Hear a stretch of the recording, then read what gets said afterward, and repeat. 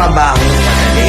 Wala kang karapatang maliitin yung trabaho ng iba. Yung iba sasabihin, gwardiya lang naman yan, rider lang naman yan, construction worker lang naman yan, gasoline boy lang naman yan, fast food crew worker lang naman yan. Pucha, nagkaroon lang tayo ng maganda-gandang klase ng trabaho. Akala na natin kung sino na tayong entitled sa mundong to. Minamaliit natin yung mga taong mas mabababa yung sa atin.